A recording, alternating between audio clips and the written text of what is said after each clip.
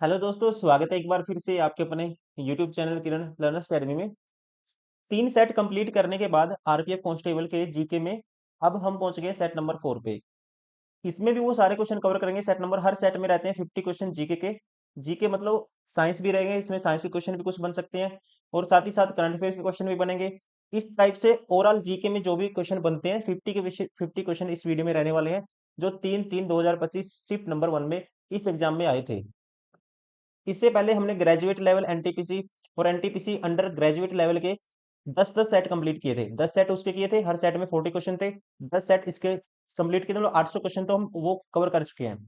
अभी है RPF constable, इसको भी कंप्लीट कर लेंगे जो भी सेट बनते हैं। इस तरह से अगर आप सारे क्वेश्चन लगा लेते हो दोस्तों, यकीन मानिए आपका सिलेबस तो रिवाइज होगा ही होगा। और मेन बात यह है कि अगर आप एनटीपीसी क्लियर करना चाहते हो, आपको अंदाजा होना जरूरी है कि क्वेश्चन कहाँ से उठाए हैं। जीके बहुत लंबा पोर्शन है, अगर आपको स्पेसिफिक पता नहीं है कि क्वेश्चन किस टॉपिक से उठाए हैं, किस टॉपिक की वेटेज कितनी है, तो आप एग्जाम में स्कोर नहीं कर पाओगे। इसलिए आपको एटलीस्ट पहले लेटेस्ट क्वेश्चन लगाने हैं 2025 वाले, उसके बाद ही आपको कुछ और प्रैक्टिस करना है। तो चलिए भी स्टार्ट करते हैं, टाइम वेस्ट ना करते हुए। आपका set number 4 RPF constable GK. Question number 1, निम्नलिखित में से कौन सा थार मरुस्थल का एक प्रमुख लक्षण है? आपको ध्यान रखना है, थार रेगिस्तान जिसे महान भारतीय रेगिस्तान के नाम से भी जाना जाता है, अपने रेतीले मैदानों और रेत के टीलों के लिए जाना जाता है। ये रेत के टीले रेगिस्तान की एक प्रमुख विशेषता मानी जाती है। जो रेत दोस्तों बनता है, कह सकते हैं रेत पर ये टीले बनते हैं हवाओं की वजह से। राइट आंसर होगा रेत के टीले, या इसी को बोलेंगे बालू के टिब्बे। Option B. क्वेश्चन नंबर 2, 22 जुलाई 2024 को संसद में प्रस्तुत आर्थिक सर्वेक्षण 2023-24 के अनुसार फॉर ईयर 2024 के लिए पूंजीगत व्यय 9.5 लाख करोड़ रहा। साढ़े नौ लाख करोड़ रुपए रहा, जो दर वर्ष आधार पर की वृद्धि है। इसका राइट आंसर होगा, ये सालाना आधार पर 28.2% की वृद्धि को दर्शाता है। Option C. क्वेश्चन नंबर 3, यदि कोई पिंड एक सरल रेखा के अनुदिश तथा किसी संदर्भ, इंग्लिश में पढ़ते हैं, if an object is moving along a straight line with respect to the some reference point, its position is x1 at a time t1 and become, उसकी पोजीशन क्या हो जाती है x2 eight a time t2 के बाद क्या हो जाती है पोजीशन x2 हो जाती है। The average velocity of the object during this time interval would be, average velocity क्या होगी? आपको ध्यान रखना है, एवरेज वेलोसिटी होता है ratio of displacement to the time interval. Displacement क्या होता है दोस्तों? Change in position. पोजीशन क्या चेंज होगी? मतलब कि फाइनल पोजीशन माइनस करेंगे इनिशियल पोजीशन, ये होता है displacement. Del x, x2 minus क्या करेंगे x1 करेंगे, बटे में चेंज इन डिस्प्लेसमेंट, बटे में change in time del T. Change in time मतलब t2 माइनस t1। एवरेज कह सकते हैं, एवरेज जो स्पीड होगी, एवरेज वेलोसिटी क्या होगी यहाँ पे? एवरेज वेलोसिटी पूछी है, स्पीड नहीं पूछी, एवरेज वेलोसिटी होगी। चेंज इन डिस्प्लेसमेंट कह सकते हैं डिवाइड बाई टाइम। डिस्प्लेसमेंट क्या होगी? जो चेंज इन डिस्टेंस डिस्प्लेसमेंट होता है, और चेंज इन टाइम क्या होगा? डेल टी होगा। ये होगा x2 minus x1 divide by t2 minus t1। Right answer होगा ऑप्शन ए। क्वेश्चन नंबर 4, भारतीय संविधान में मौलिक कर्तव्यों की अवधारणा को निम्नलिखित में से किस देश के संविधान से लिया गया है? राइट आंसर होगा इसका ऑप्शन डी, यूएसएसआर, कह सकते हैं रसिया के संविधान से। Option D. क्वेश्चन नंबर 5, सितंबर 2024 में India defence aviation exposition IDAX 24 में आयोजित की गई। इसका आयोजन हुआ था, राइट आंसर होगा जोधपुर राजस्थान में। Option B. क्वेश्चन नंबर 6, मौलिक अधिकार का प्रावधान संविधान के किस भाग में है? ध्यान रखेंगे, राइट आंसर होगा ये आता है पार्ट 3 में। भाग 3 में मौलिक अधिकार भारतीय संविधान के भाग 3 अनुच्छेद 12 से 35 में निहित है। राइट आंसर होगा option B, part 3। Question number 7, Bharat में हरित क्रांति का जनक निम्नलिखित में से किस वैज्ञानिक को माना जाता है? दोस्तों, हरित क्रांति का जनक माना जाता है एम एस स्वामीनाथन को। राइट आंसर होगा option B. Question number 8, Bharat सरकार द्वारा सीमा सड़क संगठन की स्थापना किस वर्ष की गई थी? आप ध्यान रखेंगे, सीमा सड़क संगठन बॉर्डर रोड्स ऑर्गेनाइजेशन की स्थापना की गई थी 1960 में, 1960 में। Option D. Question number 9, Mahatma Gandhi राष्ट्रीय ग्रामीण रोजगार गारंटी अधिनियम का लक्ष्य क्या है? इसका राइट आंसर होगा, इसका लक्ष्य होता है एक वित्तीय वर्ष में कम से कम 100 दिन का मजदूरी रोजगार सुनिश्चित कराना या करना। राइट आंसर होगा ऑप्शन ए। क्वेश्चन नंबर 10, निम्नलिखित में से किस कथन द्वारा अवगैद्रो के नियम अवगैद्रो लॉ को सही ढंग से निरूपित किया गया? Avogadro law is correctly represented by which of the following statement? Avogadro number state करता है, बताता है, Avogadro's law state that equal volume of all gases at the same temperature and pressure contain an equal number of molecules.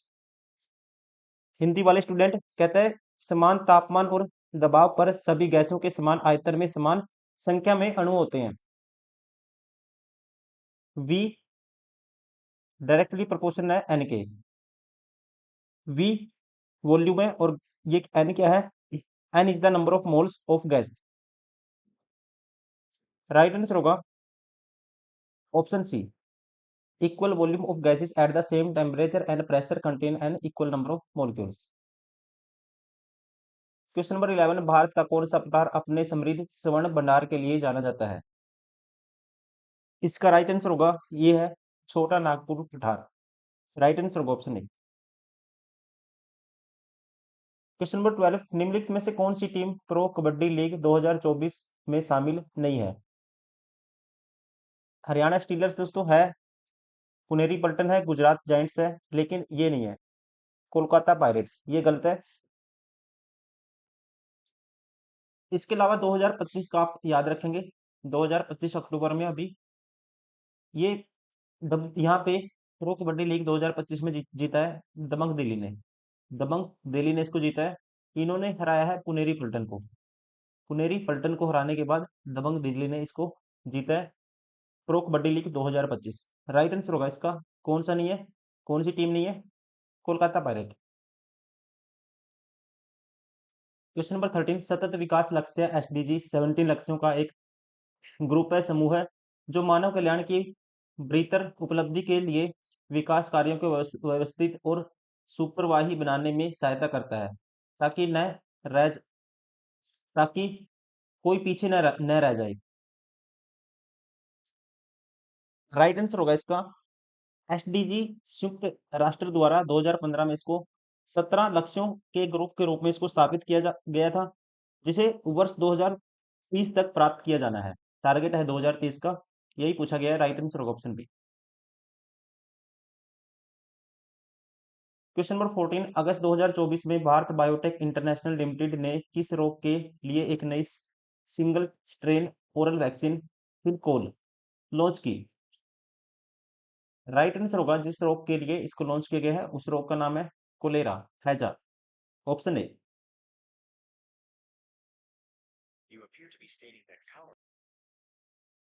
Question number 15, राज्य प्रशासनिक न्यायाधिकरणों के अध्यक्ष और सदस्यों की नियुक्ति कौन करता है? इनकी नियुक्ति की जाती है, आपको ध्यान रखना है, भारत के राष्ट्रपति संबंधित राज्य के राज्यपाल से परामर्श के बाद करता है। राइट आंसर होगा ऑप्शन बी। क्वेश्चन नंबर 16, जल विद्युत शक्ति जनित्र निम्नलिखित में से किस वैज्ञानिक सिद्धांत पर कार्य करता है? Which of the following scientific principle does a hydro electric power generator work?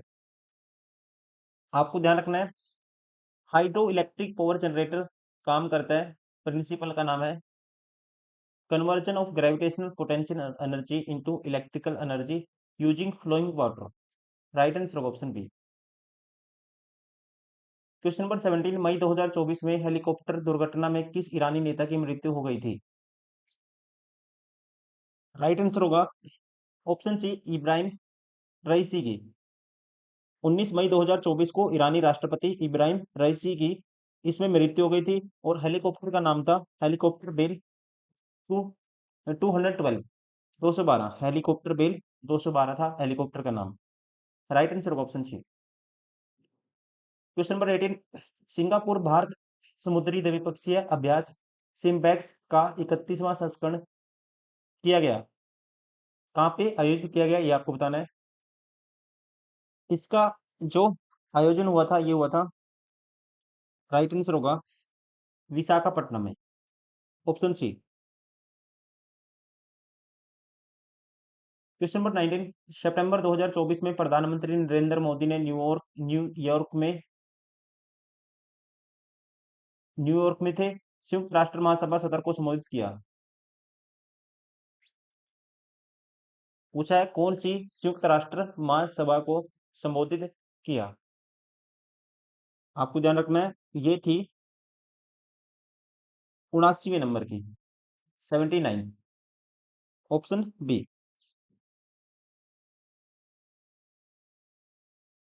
Question number 20, the Rutherford nuclear model of atom predicts that atom are unstable because the accelerated electron revolving around the nucleus must be dash in the nucleus।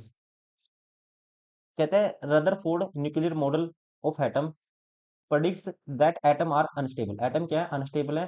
Because क्यों, क्योंकि वो accelerate करते हैं revolving around the nucleus के around accelerate करते हैं, electron घूमते हैं। डी डैश इन न्यूक्लियस, वो कौन सा पाथ फॉलो करते हैं ये आपसे पूछा गया है। जब इलेक्ट्रॉन घूमेंगे,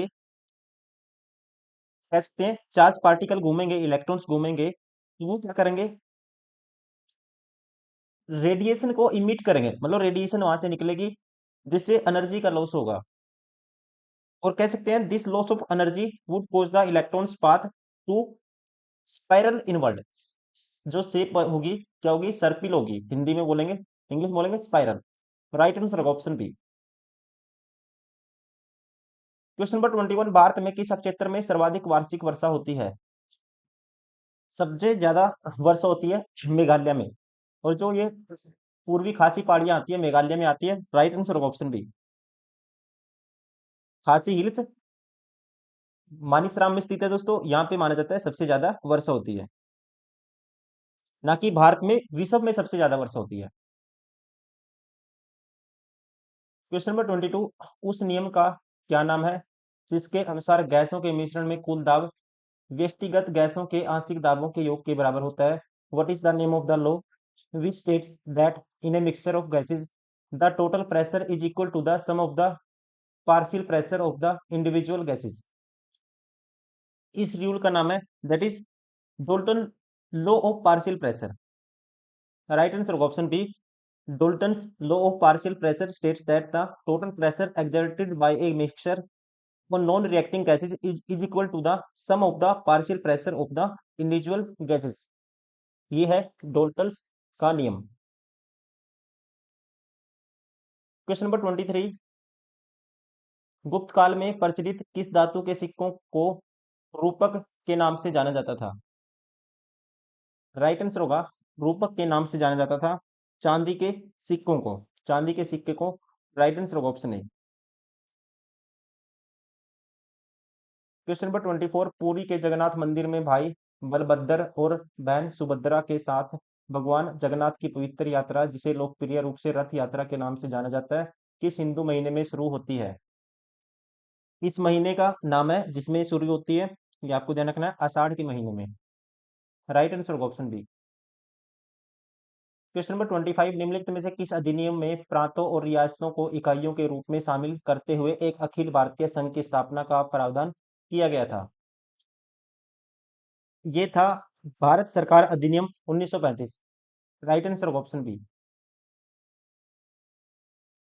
क्वेश्चन नंबर 26, अगस्त 2024 में भारतीय रिजर्व बैंक आरबीआई ने अपने आंकड़ों को वैश्विक मानकों के अनुरूप निर्देशित करने के लिए deputy governor Michael Devvrat Patra की अध्यक्षता में 10 सदस्यीय समिति गठित की। समिति द्वारा अपनी रिपोर्ट कब तक प्रस्तुत किए जाने की उम्मीद की गई थी।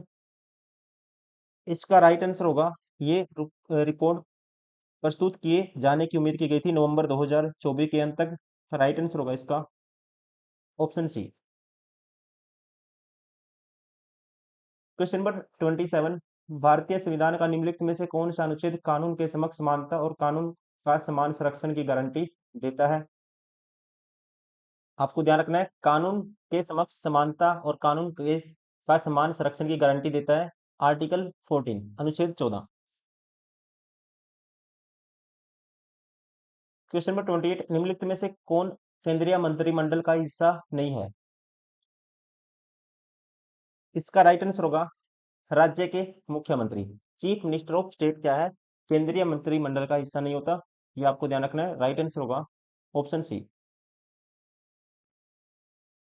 क्वेश्चन नंबर 29, 1956 में बनाई गई कौन सी पंचवर्षीय योजना इस्पात जैसी भारी उद्योगों के विकास और बड़े बांधों के निर्माण पर केंद्रित थी?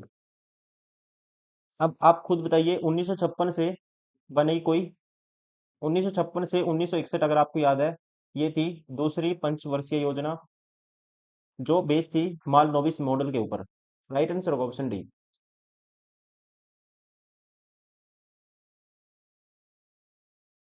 क्वेश्चन नंबर 30, 1920 में किस आंदोलन के दौरान महात्मा गांधी ने पश्चिमी गोदावरी में विदेशी वस्त्रों के बहिष्कार का आह्वान किया था? 1920 में था असहयोग आंदोलन। राइट आंसर होगा इसका option C.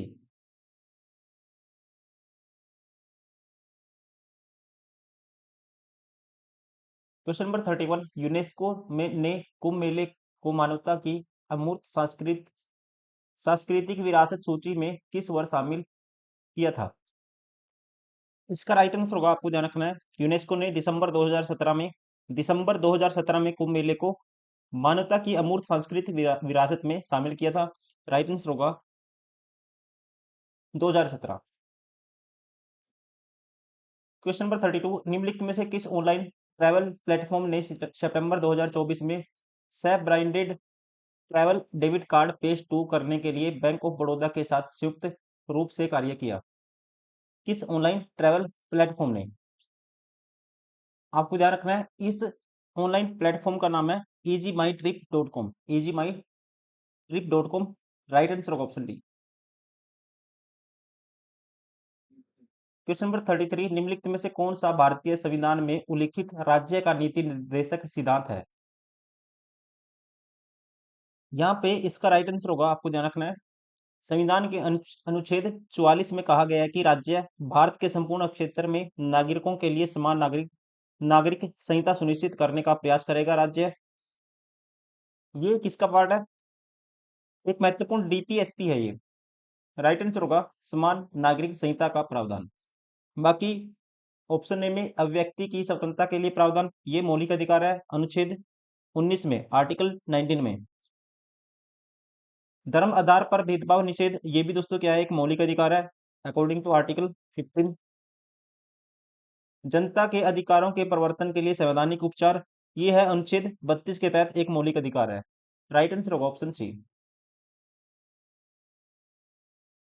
Question number 34, Bharat के सबसे बड़े प्योर प्ले क्रेडिट कार्ड जारीकर्ता एसबीआई कार्ड ने सिंगापुर की राष्ट्रीय वाहक सिंगापुर एयरलाइंस के साथ साझेदारी में अक्टूबर 2024 में कार्ड लॉन्च किया है। इस एसबीआई कार्ड का नाम है, आपको ध्यान रखना है, क्रिस्पलायर। राइट आंसर होगा ऑप्शन डी। क्वेश्चन नंबर 35, संपूर्ण बिहार झारखंड और उत्तर प्रदेश के कुछ हिस्सों में लोगों द्वारा मनाया जाने वाला पारंपरिक हिंदू त्योहार छठ त्योहार के बाद मनाया जाता है। इंग्लिश में पढ़ते हैं, हिंदी में थोड़ा मिसमैच है। कहते हैं the traditional Hindu festival of Chhath observed by the people of all over, Bihar में मनाया जाता है, झारखंड में और कुछ part of Uttar Pradesh. Take place after the festival of, तो ये आता है दोस्तों कौन से फेस्टिवल के बाद आता है, पता ही होगा आपको, दिवाली के बाद। राइट आंसर ऑप्शन है।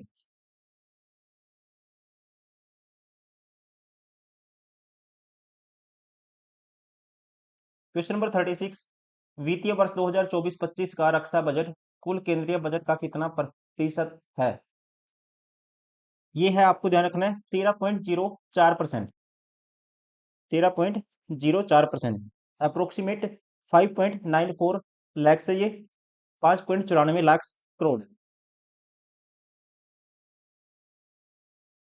क्वेश्चन नंबर 37, भारत में मोनाजाइट रेत से निम्नलिखित में से कौन सी धातु प्रचुर मात्रा में निष्कर्षित की जाती है?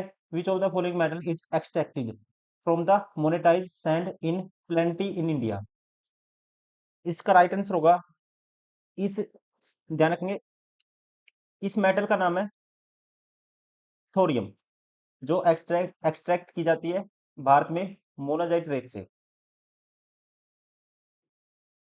क्वेश्चन नंबर 38, भारत के आर्थिक सुधारों के संदर्भ में एलपीजी का क्या अर्थ है? एलपीजी की फुल फॉर्म आपको पता ही होगा, जो न्यू इकोनॉमिक्स पॉलिसी के तहत एलपीजी प्लान आया था 1991 में।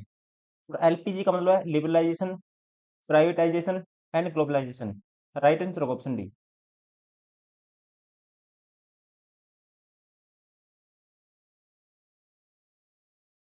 क्वेश्चन नंबर 39, पुरुष सूक्त का उल्लेख निम्नलिखित में से किस वेद में किया गया है?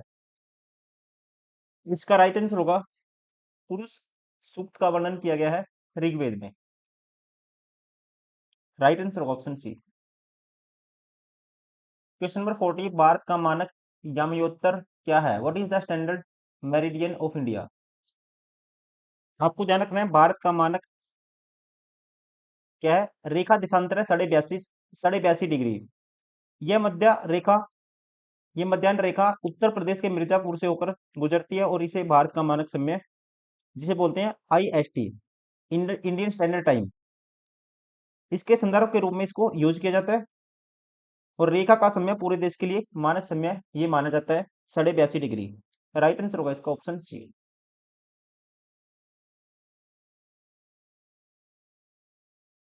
क्वेश्चन नंबर 41, 2024 में आईआईटी कानपुर ने पेशेवरों के किस समूह को कौशल प्रदान करने के लिए सतत चिकित्सा शिक्षा सीएमई कार्यक्रम शुरू किया? इस ग्रुप का नाम है medical officers and paramedical staff, चिकित्सा अधिकारी और पैरामेडिकल स्टाफ के लिए। राइट आंसर होगा, इनको कौशल प्रदान करने के लिए सतत चिकित्सा शिक्षा सीएमई कार्यक्रम शुरू किया गया था। Option D. क्वेश्चन नंबर 42, राष्ट्रीय लॉजिस्टिक्स नीति एनएलपी वर्ष में आरंभ की गई थी, 10 वर्ष में आरंभ की गई थी और इसका उद्देश्य लॉजिस्टिक्स की दो लागत को मौजूदा 13 से 14% तक कम करना और इसे अन्य विकसित देशों के बराबर लाना है। राइट आंसर होगा, इसको शुरू किया गया था 2022 में। Option D. Question number 43, Bharat में कौन सा स्थान पूर्व पश्चिम और उत्तर दक्षिण गलियारों कॉरिडोर्स का जंक्शन है? इस स्थान का नाम है झांसी। राइट आंसर होगा ऑप्शन बी, झांसी क्या है? पूर्व पश्चिम और उत्तर दक्षिण गलियारों कॉरिडोर्स का एक जंक्शन है। राइट आंसर होगा option B, Jhansi. Question number 44, 28 जनवरी से 14 फरवरी 2025 तक 38वें राष्ट्रीय खेल निम्नलिखित में से किस राज्य में आयोजित किए गए थे? तो इनका आयोजन दोस्तों हुआ था, मोस्ट फेमस क्वेश्चन है, उत्तराखंड में। राइट आंसर होगा ऑप्शन ए।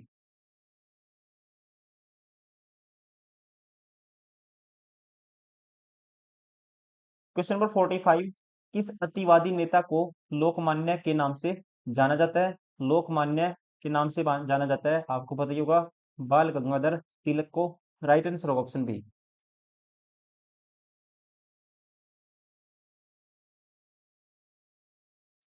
क्वेश्चन नंबर 46, मार्च 1942 में निम्नलिखित में से किसको भारतीय राजनीतिक समूहों का सहयोग प्राप्त करने के लिए भारत भेजा गया था? 1942 में आया था, आपको ध्यान रखना है, क्रिप्स मिशन, और इसका नाम था स्टैफर्ड क्रिप्स के नाम पे इसका नाम रखा गया था। राइट आंसर होगा ऑप्शन सी। किसके नाम पे रखा गया था? स्टैफर्ड क्रिप्स के नाम पे।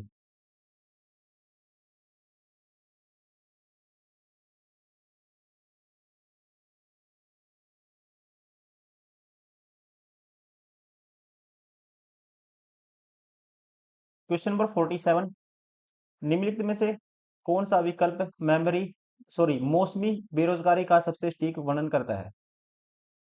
आसान क्वेश्चन है। मौसमी बेरोजगारी क्या होगा? मौसमी बेरोजगारी मतलब कि वर्ष में कुछ मौसम के दौरान या कुछ ऋतुओं के दौरान बेरोजगारी। राइट आंसर होगा ऑप्शन बी।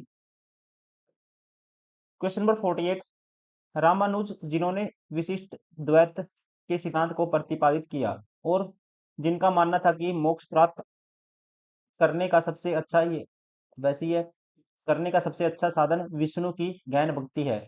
उनका जन्म 11वीं शताब्दी में किस भारतीय राज्य में हुआ था? इनका जन्म हुआ था, राइट आंसर होगा रामानुज का, तमिलनाडु में। राइट आंसर होगा ऑप्शन बी।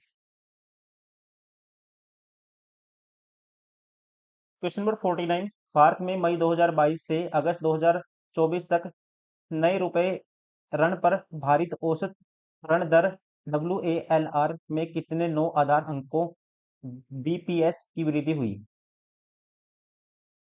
दोस्तों ध्यान रखेंगे, भारत में नए रुपया ऋण पर भारित औसत उधार दर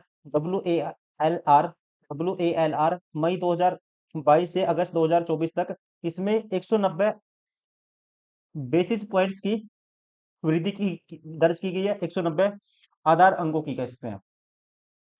option C. Question number 50, Delhi में 1857 के विद्रोह को दबाने का कार्य करने वाला ब्रिटिश जनरल निम्नलिखित में से कौन था? दिल्ली में 1857 के विद्रोह को दबाने का कार्य करने वाला ब्रिटिश जनरल कौन था, ये आपको बताना है।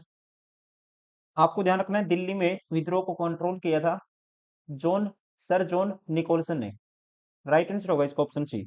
जॉन निकोलसन एक ब्रिटिश सेनाधिकारी थे जिन्होंने 1857 के विद्रोह को दबाने में महत्वपूर्ण भूमिका निभाई थी, जिसे दिल्ली में भारतीय विद्रोह के नाम से भी जाना जाता है। और विद्रोहियों के खिलाफ हमले का नेतृत्व करने वाले वे एक प्रमुख व्यक्ति थे, नाम है सर जॉन निकोलसन। इन्होंने 1857 के विद्रोह को दबाने का कार्य किया था दिल्ली में। ऑप्शन सी।